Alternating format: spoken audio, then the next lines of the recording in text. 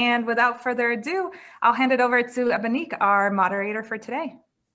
Hi, everyone. I'm Ebonique, the founder of Budget Collector, a company dedicated to helping the next generation of art collectors. I'm here with three lovely founders who have crazy great businesses that I'm excited to venture and learn more all about. Let's start with Prerna. If you could give us an introduction and interesting fact about yourself. Hi, everyone. I'm Prerna, founder and CEO of Hooked.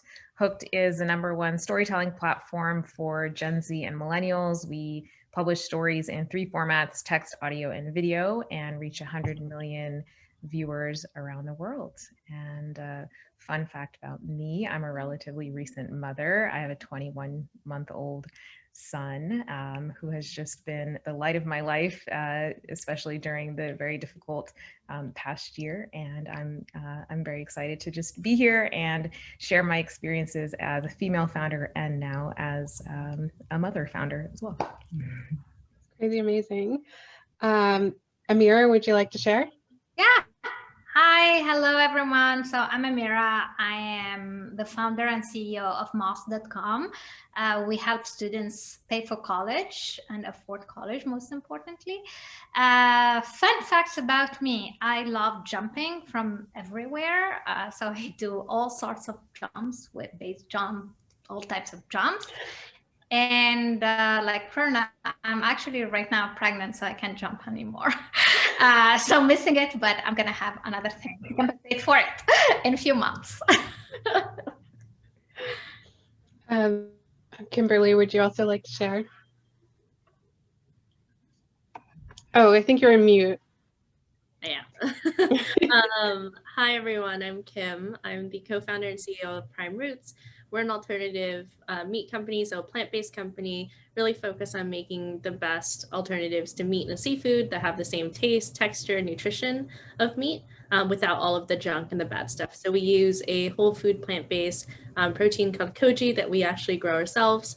And so you can go farm to table essentially and try everything from our plant-based bacon, which is beloved. I'm actually not a vegetarian or vegan, believe it or not. So if you're like skeptical that this is a quote unquote vegan product, I love our product. So be sure to give it a try. In terms of where we are at as a company, we have raised our Series A a little shy of $20 million in total funding. And so have been through the trenches and raised a few rounds. So happy to chat about that as it relates to obviously product market fit. My fun fact is, I have a puppy that, well, he's not a puppy anymore. He's turning 3 soon, but they're always puppies. I have a dog. He was genetically only supposed to be 70 pounds, but he ended up 115 pounds. And he's the love of my life. So, well, I have a fur baby. I don't have a real baby. That's a real baby. He is very big. I believe everyone on the call has, except me, has raised around $20 million. So that all of the guests have tons of experience to share with us. And to start with, I'd love to just start about what is product market fit. Amira had a really interesting, she discussed this really interesting during the pre-meeting. So I would love Amira to start. What is product market fit to you, and particularly in how do you define it for investors?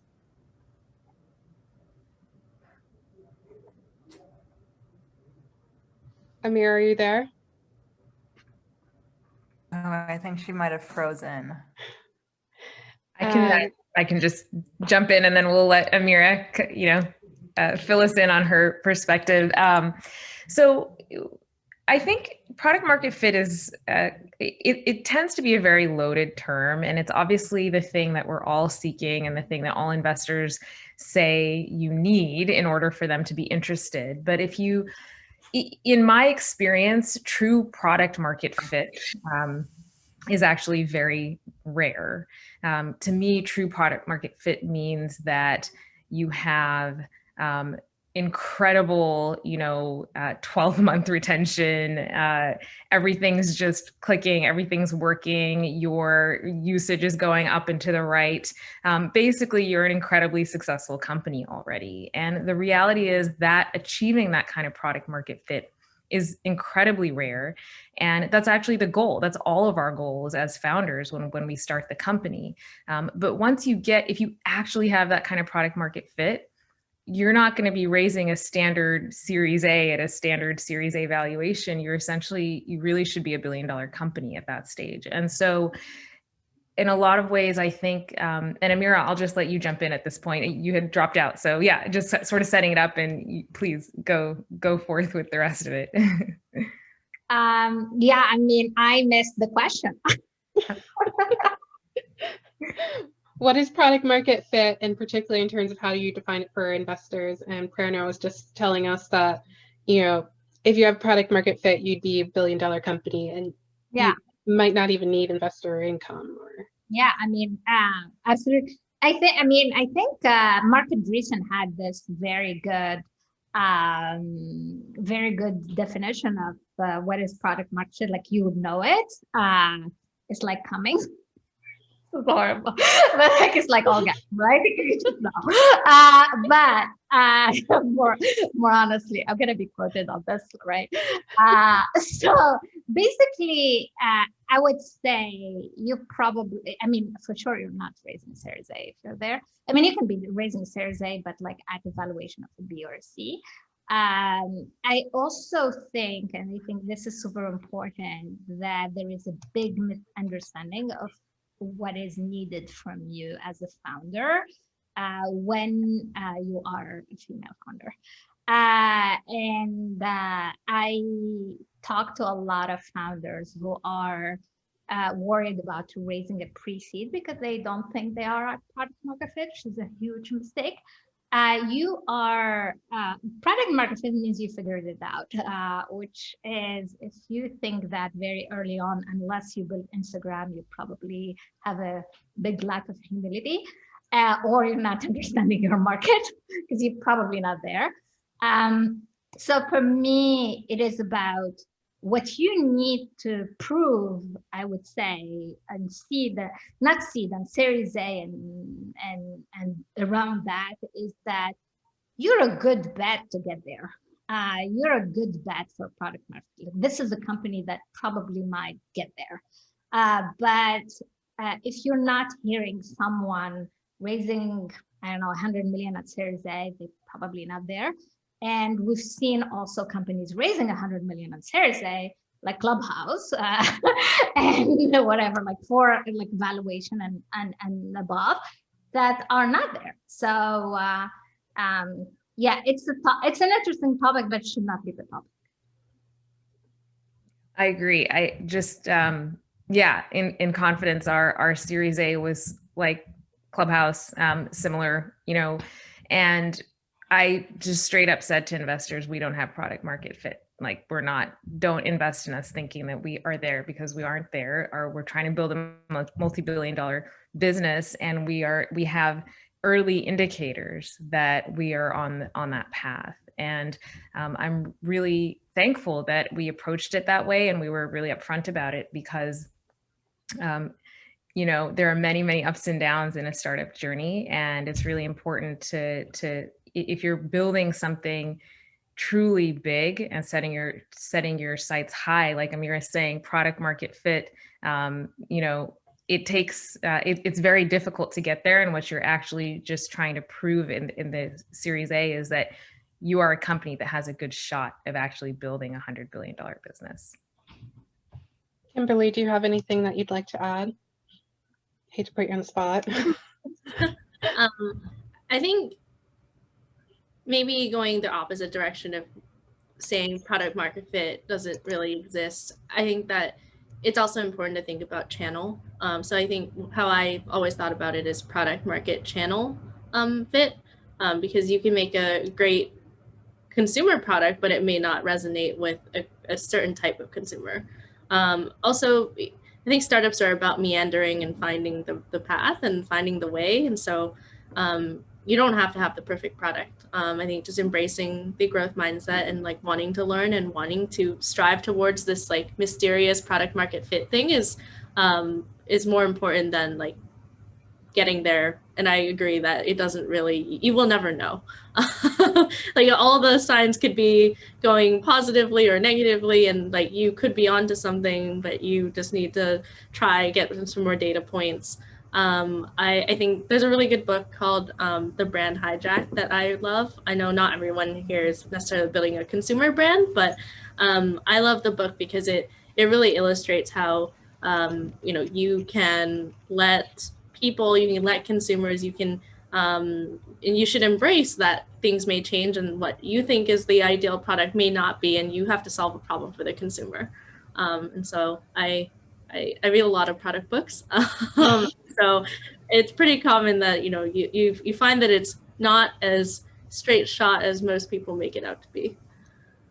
That's such a great point. And also one of the things that I think about, I mean, it's, this is not so relevant, I guess, for those of us that are kind of relatively early in, still in the startup journey, but look at Snapchat, look at Twitter, look at these companies that are so successful, that have achieved the unimaginable, and they're still every single day problem solving. They're still on their toes. Their competitors, nipping at their heels. There's still so many naysayers out there. And I think it's important to just understand that as you embark on the startup journey, that kind of like Kimberlie said, in a way, you're never actually there. The world is always changing. As a startup, as a company, as a business, your responsibility is to continue to grow always. And so it's it's like it's a moving goalpost. And I think it's important to just have that mindset at the outset, that you're always just kind of iterating, getting to the next milestone, using data to see how to create something that your customers are going to love. It's a little bit of a tangent, but I think it's just important to understand that it's really about the journey and always just kind of getting better. I really love the selection of each of you, because you each have a different vertical that can, help the other women on the call. I wanted to ask, how did you reach your ideal consumer early for each of your different verticals versus post-investment funding? What did that look like?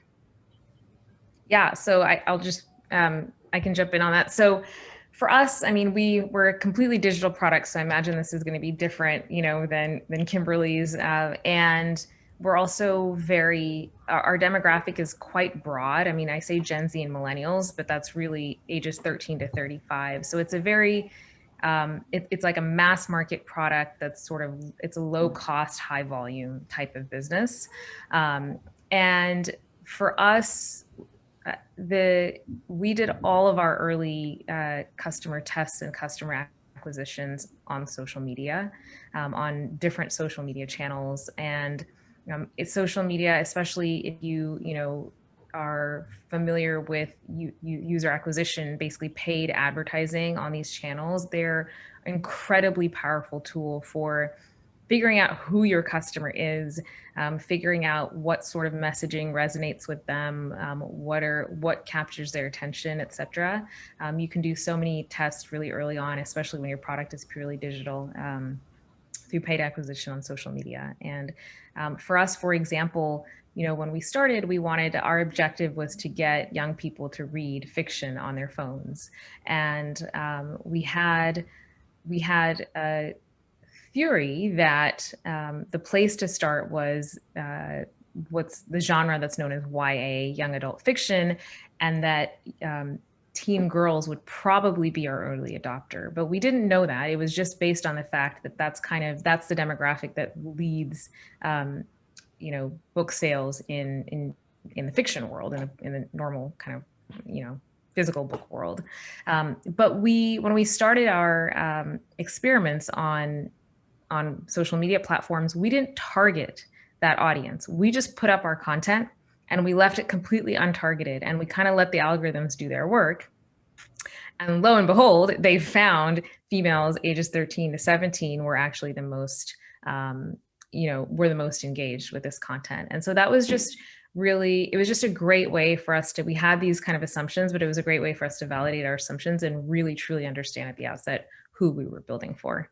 And is that what you gave to the investors?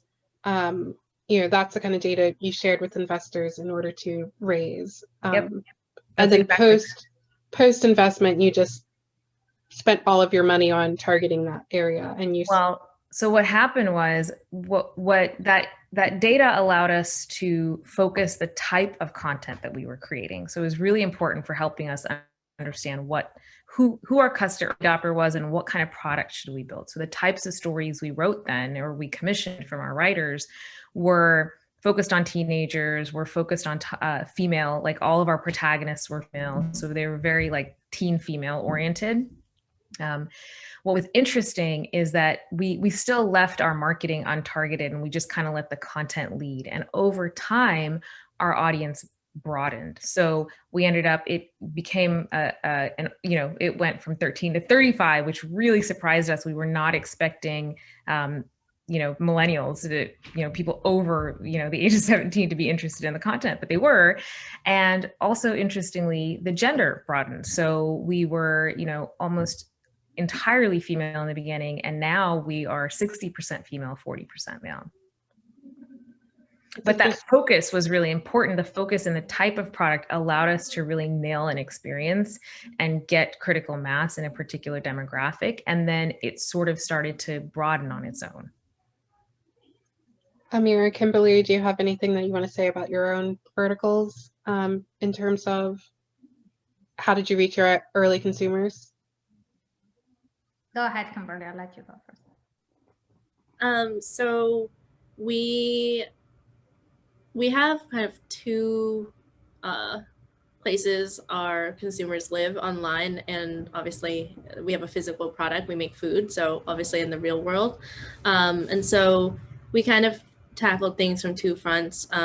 Press we saw, which was all organic, like reporters were just interested in what we were doing, which is also a decent proxy of product market, like not fit, but alignment at the very least. We had a lot of consumers just, go to our website, which was just a landing page with like literally the name of the company on it at the time, and sign up for a mailing list, and just wanted to be like engaged. And so we would leverage that list and start just reaching out and literally just getting on a phone call with people. And that was really early on. I'd be like, what type of products are you looking for?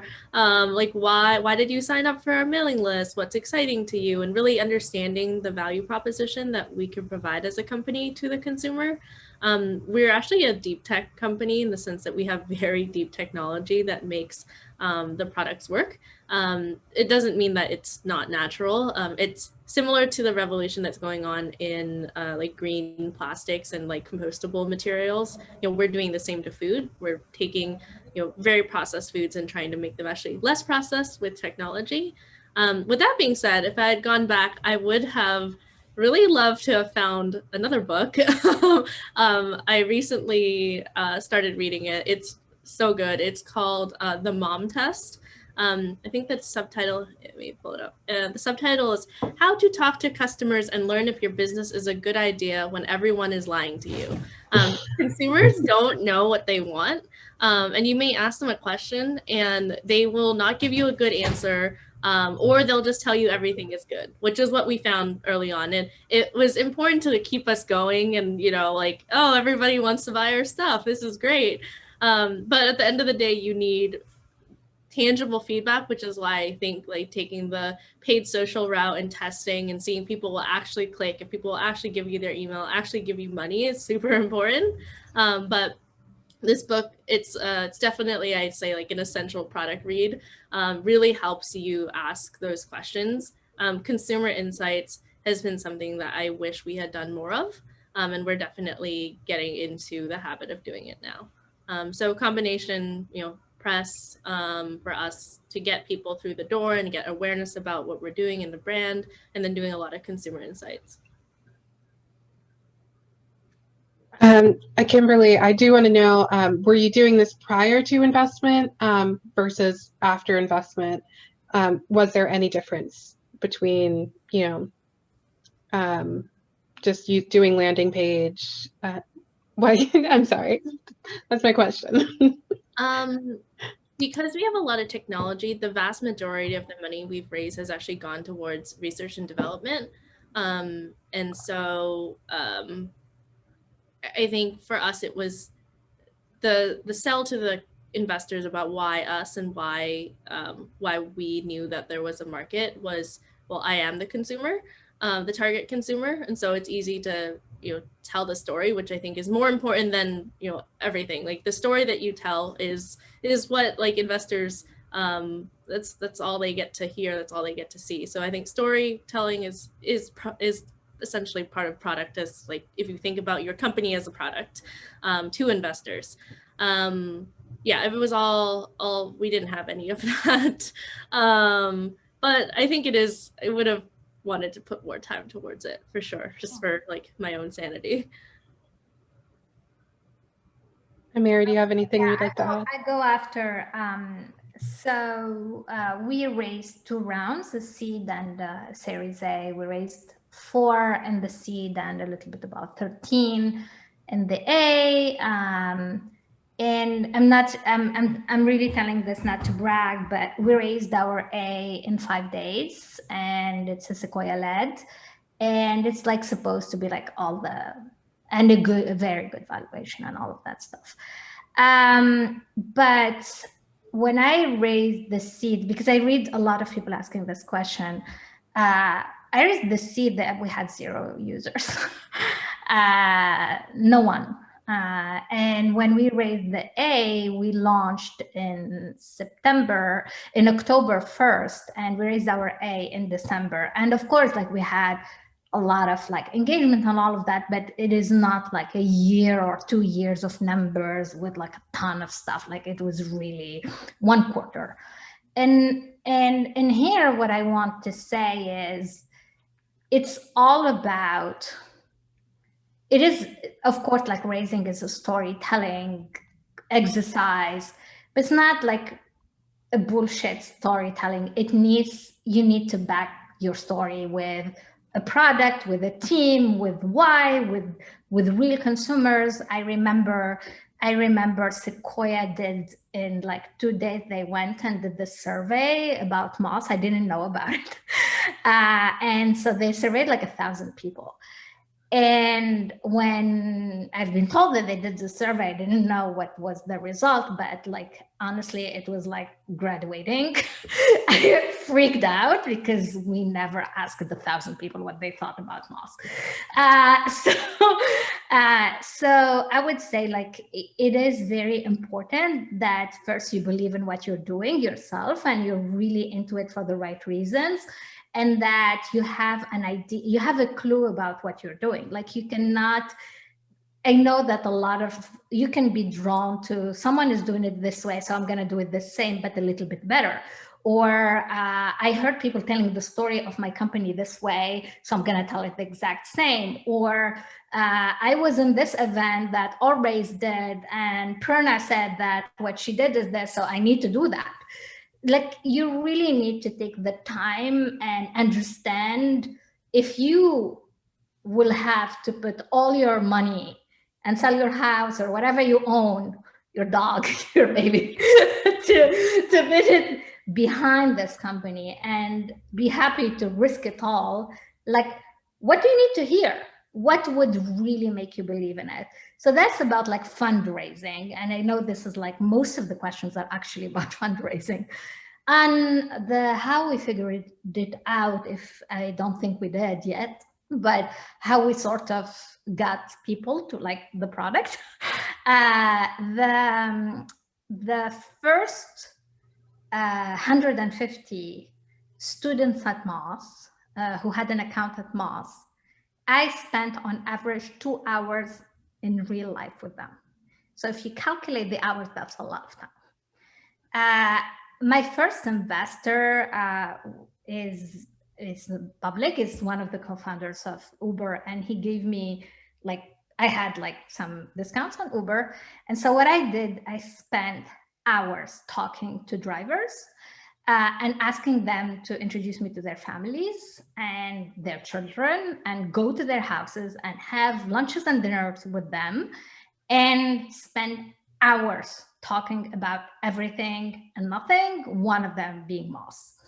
And what I tried to really do is I had an idea, a vision of a product, but I really tried for them to draw the product. I still have like thousands of like white papers in my house where I asked them how it should look like. And believe me, 80% of the product has been drawn exactly the same by those people, by those parents, by those students. So I really cannot stress enough how important it is to spend your time with your users. Like there is nothing that comes close to this in Moss. So actually, Kimberlie, we are a vegan company. So we need to talk to Prime Roots for food once we go back to the office. But in Moss, every person, engineer, product, CS, anybody in the company has to go through CS for at least 2 weeks, half time, and answer students and have their own students throughout the year to take care of. And it is a very heavy onboarding and looks like a lot of waste of time for us as a company, but we just do it religiously. We talk to students all the time. The first thing I do in the morning when I wake up is to go and look and read students' messages. That's what I do every single morning. You cannot build a company and you cannot figure out a problem if you don't talk to people you're building the solution for. Like, forget about any shortcut you could imagine. Don't think you're smarter than anybody else. Like, that is the only way. If there's one rule for everybody, is this one. You need to talk to the people you're building for. And you are probably very smart, but you will never be smarter than the people you're serving. So get the answers. It's easy to get. You will become actually friends with some of them, and they will be like giving you ideas for free all the time.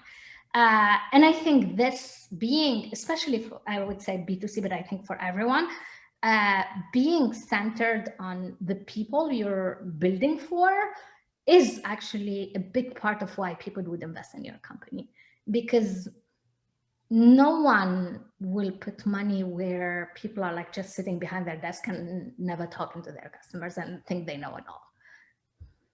Hey, yeah, a lot of wise advice. I hope everyone was taking notes. Another question that I have is, how does your pricing your product or service impact product market fit? How are you doing like tests on pricing and each of your different unique verticals? Prerna, would you like to go? Yeah. So for us, again, because we're a purely digital product, price testing is very easy. It's really critical. It impacts product market fit hugely. We A/B test. We have run lots and lots and lots of A/B tests. If you aren't familiar with A/B testing and you're building a digital product, get familiar with it fast. A book that I love is Lean Startup by Eric Ries. Everyone who's doing a startup needs to read that book. It's basically the startup Bible, and it teaches you how to be relentlessly data-driven in your approach to building products and finding customers. And making decisions like how to price your product.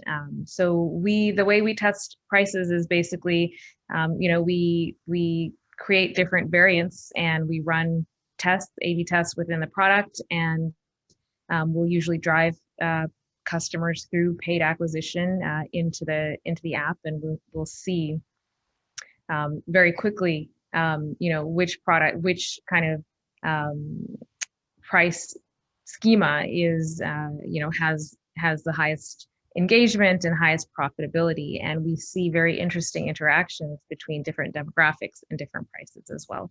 So for us, pricing has been really critical, and it was really important for us to establish a good discipline of being data-driven and running tests early on. I'll go second. I'm happy to, what? Sorry, go ahead. Go. I'll go second just because this was when I did those people I would sit to, I would explain the product or after I had the product, so they were like playing with it, and I would ask them how much would they pay for it, and I would say 90% said they would pay 5 to 7 times what we price Moss today. And that goes to Kimberly's book, where, yeah, they would lie to you and try to convince you, and they would try to just make you happy. So yeah, I had all sorts of like prices. So we started with those, and it didn't obviously work. It was way too expensive.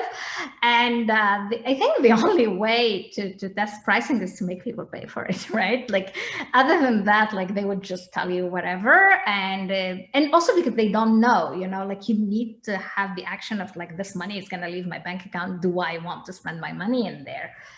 So at the end, yes, we did the A/B tests. And it's so interesting. Like, there are so many techniques of how do you price a product, and how do you market it, and how do you do free, and how do you do more expensive, and how you sandwich it between two things, and all of that. And I think, yeah, there's like a ton, just Google pricing on Google.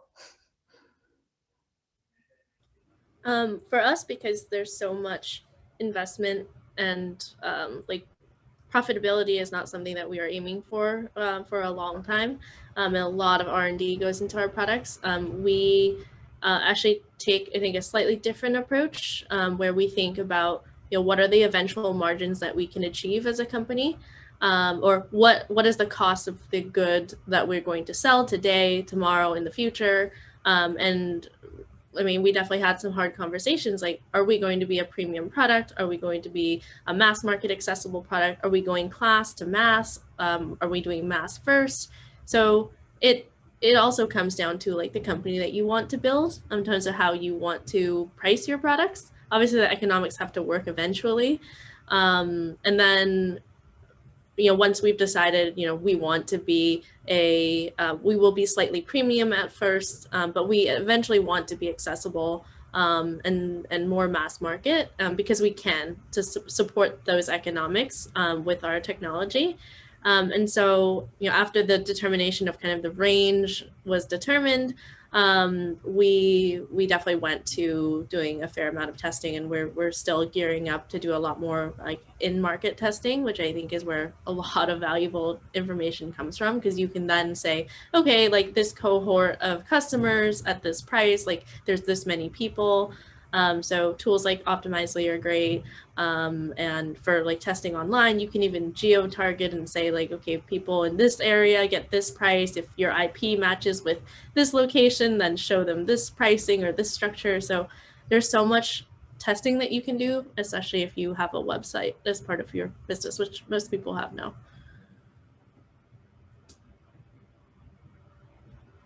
Sorry, I was on mute. So what kind of team do you need in order to determine product market fit before investment and after investment? What did that look like for you?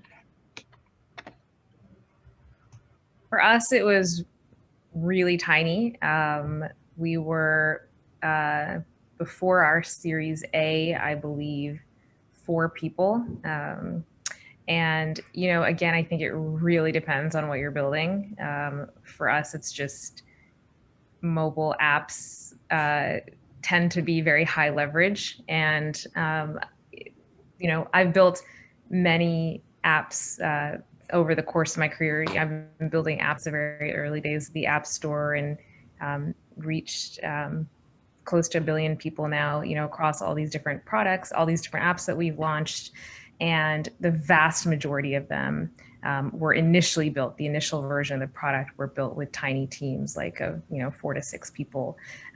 So you really don't, I actually think there's a lot of power in a really small team, a founding team, or, you know, first 1 or 2 employees who just live and breathe what you're doing. I mean, I think, you know, what Amira said about the onboarding experience that she has for her employees is just brilliant. And that's when you're just 4 people, like that's what you're doing. You are every aspect, everyone's kind of doing every aspect of the company. And there's just a magic in that. And so I really actually encourage anyone that's starting a company to stay as small as you can for as long as you can, because each individual, when you're a small team, each individual has incredible leverage. And as you start to scale your team, you lose a lot of the efficiency. You of course gain a lot of things, and it's important to be able to scale, but keep your teams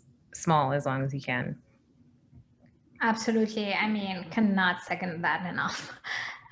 We were 4 when we raised our Series A, and some of you might hear this and will be like, there is no way we could build what we need to build with only 4 people, you know? I mean, there is a difference between team and how many people worked on this.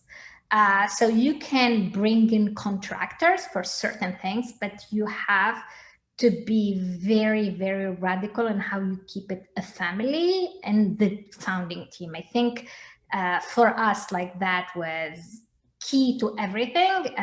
You need people who are owners, who will do anything. And we say this a lot in Moss, like, that are okay to go and clean the restrooms if need be. Like, they don't feel that is like shocking or anything. People who are building their company and not your company. And finding those early when you don't have a lot of money, when, like, it is very hard because you also want to hire amazing people. So if you are targeting amazing people who will act like owners and they are not founders, like maybe not founders, like they don't have the name, in that case, in any way, it's very hard to find more than 3.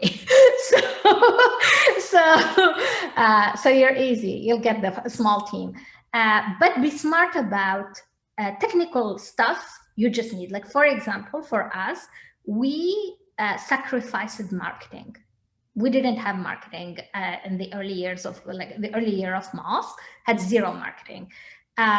So we used some people because we wanted to run some ads. So we raised some external people. We also sacrificed design. So I was supposed to be the designer. I have no design talent, but I had a contractor that was in and out with us. Same for some, like, complicated engineering stuff. Like, we needed 1 extra engineer for 2 months. We'll do it.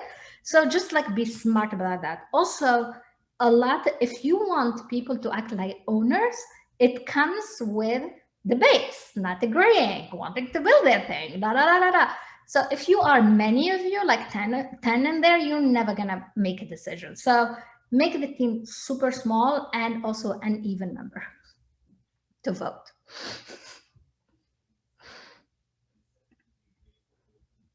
Kimberlie, do you have anything that you'd like to add about hiring your team before and after for product market fit?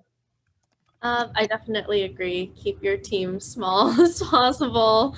I think also product people should be the founders early on. You don't need, and you probably don't want to hire, a super experienced product person per se, because it really should come from, it's your vision, it's your mission, it's your company. A lot of product decisions and just product discovery and trying to find the right product should come from within. That's such a great point, and I just could not agree more. Yeah. Don't outsource product. Don't do it. In terms of unit economics, what were the primary metrics that you felt were the most important for each of your different verticals, to just personally and even for investors? What were the most important metrics for all of you? For us, it's really simple. It's LTV minus CAC, so long-term lifetime value, basically, of the customer minus customer acquisition costs. It's relatively easy to measure.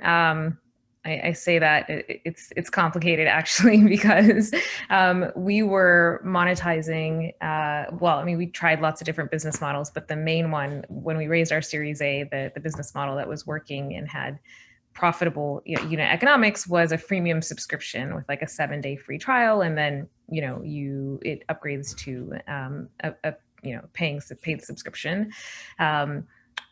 It was so we were seeing signs of very good, and this kind of speaks to the whole product market fit thing, right? We were seeing signs of very good unit economics, but you need a lot of data on a subscription. You need several months of data to really truly know what your LTV is. I mean, potentially you need years of data because hopefully your subscribers are staying subscribed for a long time. And so there's a lot of modeling that happens.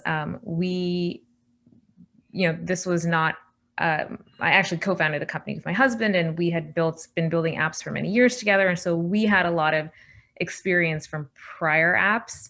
And a lot of times user behavior patterns when you're talking about scale of millions of people tend to kind of be the same in similar demographics. And so we were able to use data that had seen previously to kind of predict and extrapolate what our LTV would be. But the metrics were simple. It was LTV minus CAC. Getting to those accurate metrics can actually be relatively challenging, depending on the time scales that you're looking at. But there is, the data is there, and I guess that's one thing that I will say is that it's really important. Going back to the whole point of being relentlessly data driven, it's important that you have. So, when Amira was saying things we sacrificed, we also sacrificed things like design, and, like we outsourced a lot of that, and you just kind of, you just do its minimum viable product. You do the basics of what you need. For us, the one thing that was absolutely critical was data science and being really excellent at data science from the beginning. My co-founder is, very well steeped in statistics, and he has his PhDs in machine learning. And so that was part of our founding team, and that was really, really important. So like product and data science were really critical for us to be part of our founding team, whereas things like design, it was actually okay for us to not be excellent at that in the beginning.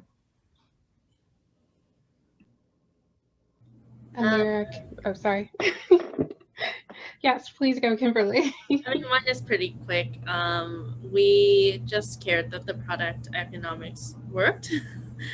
So if we sold a unit of food, barring OpExes, which definitely flip things upside down, we could make money. That was one of the key things that we needed to prove. We knew that, theoretically, like from the math, that eventually it will be much better, but we had to prove it to ourselves that it could be done, and we did that, and we were happy with just being able to make something that wouldn't lose money. Yeah, same as Kimberlie actually. For us, what we cared about the most is that our product does what the product says it's gonna do. Most products don't. So there is like what you want to build and then what you actually built and the feasibility of that. So we were very ahead in terms of like how the product works. Like the product was really working. I think that was key to everything. Like that's what we cared about. And also because of what we do, like we help students get financial aid, and this really, like this defines their future. We cannot have a non-working product. Like it has to deliver on this, like this is their future in our hands. So we had to prove that. The second thing I would say for Moss, like we're a product first company, and that's what matters also. Usually the company is what the founders care the most about, and I am more of a product person, so I cared more about that. For VCs, as I said earlier, what they cared about is that they think of everyone who's thinking about this problem, you're probably going to be the winner. Or when you're talking to top VCs, the winner. If you're talking to mid, one of the winners. So like they need to believe that this is not going to be a waste of money. So we had to prove that through many things. But I think in our case, like one part that is not talked about enough is the founding team. The founding team was very impressive. And so you bet on a team like that. And then numbers, we had great numbers, but they were very early. Like honestly, our numbers don't reflect anything because you cannot build an investment theory on 3 months. And we were not Instagram, like not that kind of number. So yeah, it's more of a belief. I'd like to ask one question from the audience. Athena Can. She asked, how did you know it was the right time to raise the Series A in the context of product market fit? So for us, actually, I think we were in a fortunate position. I'm assuming Amira probably was in a similar situation, but where investors started reaching out to us. And that's just the best way to raise if you can. It's so much better to say, and which was true. You know, we said, we don't need money. We're not really raising right now. I'm not sure, you know, if I want to, like, I don't know that I want more investors. I don't want to give up a board seat. And that was how it happened. Like it was a similar situation. It was just a few days and, you know, we got competing term sheets and the terms were so good. We actually didn't have to give up a board seat. And so that was it. They kind of convinced us that we should do our Series A at that time. And we were very fortunate in that. But I think that you will have those moments. Like the learning there is just timing is everything. And your startup journey is always going to go like this. Hopefully it's like this and like kind of still up and to the right. But what you don't want to do is wait for a trough and try and go raise at that time, right? What you want to do is like when you're at a peak, have enough relationships and just like be kind of naturally in enough conversations that investors are like, hey, you know, why don't you consider taking our money? So there's kind of like a social element to it. There's a little bit of a game. It's like a little bit like dating. So you have to just sort of play it a little. And it takes a little bit of luck for sure, but you will have that. You will have those moments and just try and time it correctly. Absolutely. So for us, we raised a Series A because founders told me, other founders, I am a first-time founder and I'm also a solo founder, had no clue what you needed for a Series A. And that's why I'm insisting on those concepts that I thought were necessary, the product market fit and the blah, blah, blah numbers and this and this and that. So for me, it was actually Eric Yuan, the founder of Zoom, who I met completely randomly and who looked at Moss and started like nerding about our numbers. And he was like, you have to go raise a Series A now. And I would have never done it. My plan was to raise my Series A in March 2021. So we raised with more than half the seed in the bank. And actually now we are pushed to raise a B and we're not raising a B. So sometimes it's good to go fast and sometimes it's not. Like you will know, if you are in a good position, you will have the choice. If you are in a bad position, don't raise. Cut on expenses, get a side hustle, do something, but try to not raise when you're in a bad position first, because you might spend 6 months and not raise at all. So it will be just a waste of time. And 2, you might kill your company with a raise. So don't do that. Just focus on getting your product to work and getting people to love it. Like that is your job. It is true that as a CEO, as a founder, your job is to bring money in the bank. But the money doesn't need to be from VC. Like it can be from many other solutions. But know to put yourself in the right place. Also, a lot of questions about the pre-seed. Can I say something about this? You don't necessarily need to raise a pre-seed. Or actually, if you can, don't. every funding round, you and your team, those people who are working a lot and not getting as much equity as you are going to be diluted every single round. And every single round, you will be sort of diluted the same, very hard or little, but it's never like, you'll never be diluted by 4%. You will always get that 15, I think. So when you're doing a pre-seed, that's what you're adding one funding round. So if you don't necessarily need it, I know it looks like you have to, but if you don't necessarily need it, like wait. What I did at Moss was that I raised my seed on 2 times, and it was the same round. I raised 1 million, spent 6 months building, and then finished it 6 months after. But make sure you're not doing all those like angel rounds with 500 and then 2 million and then 5 million and then no, because at the end you will not own your company, and especially your team will not own anything. I'll just add quickly, when to raise a Series A is when you still have money in the bank. I think we got like 6 or 7. We had over 12 months of runway, and we chose to run a very different process that was very quick. And so I think process, storytelling, making sure that you have money in the bank, that you don't necessarily need to raise it, but things are looking good and you want to go faster, is the best time to raise. I think that, with more money comes more responsibilities and expectations. So if things aren't going well, it doesn't mean raise money to try to fix those problems. Sometimes that can work, but more often than not, it won't.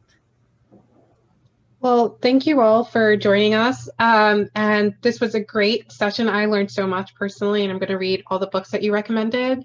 And you can follow all of them on Twitter, which I have, and they give even more tidbits and you see more about their exciting lives. So thank you so much for joining, everyone. And I'll hand it over to Marian.